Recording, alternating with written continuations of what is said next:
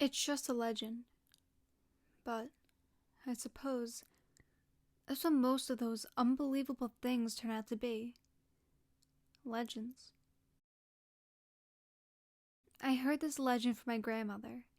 I asked her about it when I saw her drawing the Easter Island heads on a piece of construction paper. Actually, when she found out that my dad never told it to me, she was a bit upset. I guess it's family tradition. She even made me promise to tell it to my children. My grandmother originally heard it from her mother, who heard it from her mother. Well, you know how these things work. It goes back in my family for as long as anyone can remember. You see, if you trace my family back far enough, you would never leave the United States. The earliest official records of my family say that we started in Hawaii. But according to my grandmother, we actually started out on an Atlas Island in the southern Pacific Ocean. Easter Island, or as my grandma ordered me to call it, Rapa Nui. And that's where this legend comes from, supposedly unaltered, exactly the way it was told centuries and centuries ago. According to the legend, the people in Rapa Nui had always been in touch with the spirits. They had their ceremonies, they did their fair share of sacrifices, etc. Sure, these days the idea of sacrificing an animal to the gods seemed a bit crazy, but keep in mind that it was normal back then. It was all they knew. The civilization had worshipped the spirits that they believed walked among them since the dawn of time. Well, actually, I should say flew. Apparently, the spirits that my wise ancestors worshipped were actually giant created bird people. Not that I'm judging or anything. But then, after hundreds of years of the same tradition, the same ceremonial rituals, the same chants, the same animal sacrifices, something changed. The people started to see something. Every once in a while, someone would report seeing a man standing by them in the night. Occasionally, he stood at the edge of the forest and watched the people who dared to walk alone. He could be seen in the shadows, in the water, in the trees, or even the grass, regardless of where he was or who saw him. Though he always looked the same. He was reportedly very tall and covered in wrinkly, dark gray skin. He had a long, almost rectangular head, but where his eyes should have been, he had two deep, smooth depressions, surrounded by shadows. His giant nose was also rectangular, and the bridge sunk back into the shadows, along with the eye sockets. His mouth, stretched into a long, dark frown, rested upon a square chin. His arms were short compared to the rest of his body. They were nothing but stubs, but when he moved them, it seemed that he had at least 10 joints. I asked my grandma if she meant like tentacles. She said no, because tentacles flow, and the man's arms were rigid and stiff. Apparently, he had 2 legs, like any human, but they curled up and contracted like a worm until they were inside. He didn't need legs, my grandma said, to be tall. The first time somebody saw the man, the village thought he was insane. He talked non-stop about this man that only he could see. He tried to describe the mysterious figure and insisted that it was familiar to all of them, that they had seen it before, dozens of times. No one could understand the descriptions of the man, though. A week passed, and the man from the village saw the strange being, who from now on I referred to as the Mahai, more and more frequently. But the more he tried to explain to his family what the Mahai looked like, the less they understood what he meant. Then, exactly a week after first seeing it, the man was found dead where he slept. The Rapa Nui people thought their gods had struck him down for blasphemy, and they chose to never speak of him or the Mahai again. However, about 2 weeks later, another member of the village claimed to have seen the Mahai one night. She said that he didn't watch her, but simply stood over her, staring straight forward into the darkness. However, she also mentioned how the man who saw it before was absolutely right.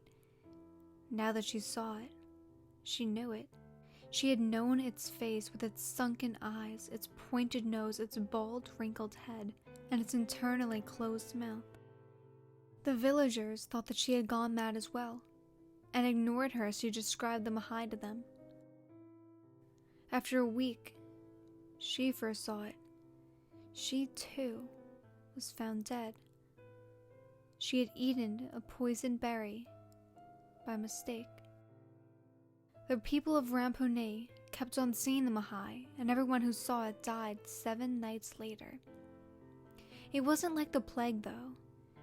It wasn't like the Mahai would appear to people, therefore condemning them to death. It seemed that those who saw it would have died anyway. It was more of a warning than a sentence. And each time someone saw it, they would realize that they knew its face like it knew the camp in which they lived, like it had always been there, and they didn't realize until they saw it.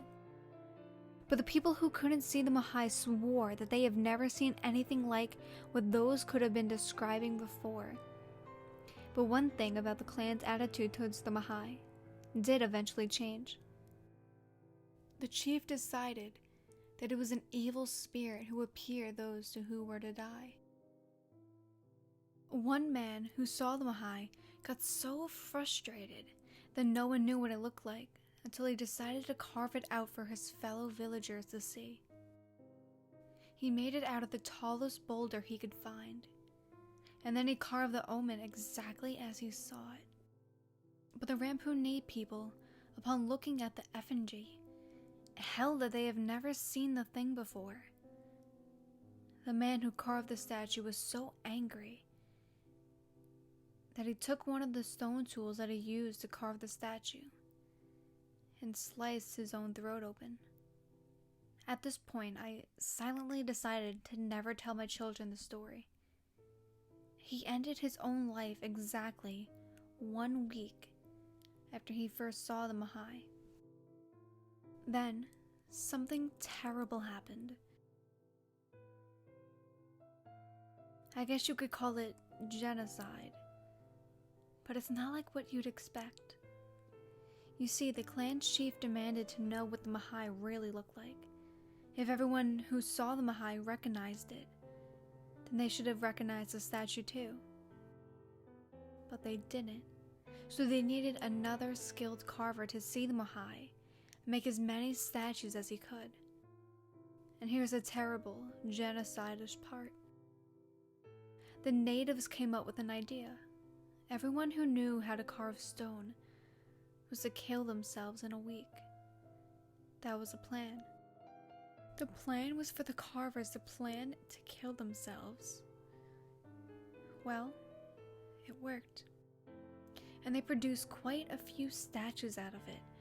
But by the time that the workers ended their lives, the chief looked upon the statues that had been produced and saw that they were all identical to the original.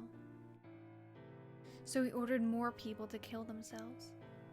Not enough people volunteered, so he sought help from other clans on Ramponee. None of the others had heard of the strange Mahai creature that the messengers talked about, but after, someone from the first tribe visited another tribe. Then people from that new tribe began to see it too. Suddenly, it was an island-wide disaster, and every craftsman on Ramponee was ordered to be executed in 7 days. It worked, and every craftsman began seeing the Mahai. They carved it into the boulders to prove what it looked like, but they were still almost exactly the same, and still, no one knew the face. My grandma said that the mass homicides and suicides went on for almost a year, until finally every chief, all at once, saw the Mahai. They realized that the people they had killed had really been carving the statues perfectly the entire time. They stopped ordering deaths on stone carvers. But that didn't stop the uprising all across the island that took the life of every chief. That's where the legend part stops, I'm afraid. Because the people on the island stopped carving the statues after that. A few hundred years later, the Europeans arrived. They were a bit surprised by the statues, which, by the way, had since been positioned along the shoreline in hopes of frightening away any more dark spirits. They figured that the statues of the Mahai were simply erected in horror of the Rampuni ancestors. It wasn't until one of the settlers started seeing the Mahai that they realized what the statues really were. They thought the Rampuni natives had summoned the evil spirit by building the statues, and they tried tearing them down. It obviously didn't work. I asked my grandma what happened next. I mean, obviously people who visited Rampuni didn't see the Mahai when they were about to die, did they? She told me that it only ever appeared to the people who currently lived on the island and to direct descendants of the original island natives. Visitors weren't haunted by it. I asked her if I would see it when it was my time for me to die.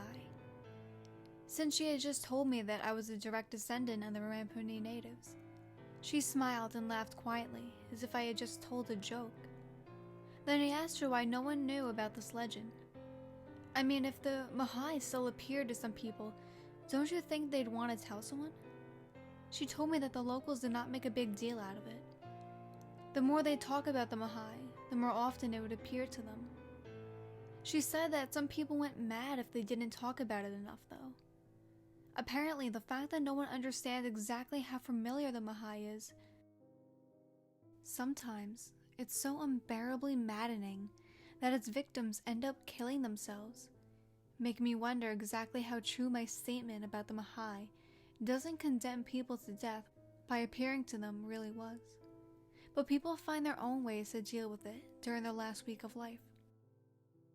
Some people travel to Rampuni to see the ancient statues. Some people make their own mini sculptures of the creature. Some people simply draw the Mahai on paper, just to make it easier to deal with the stress. My grandmother died 4 days later.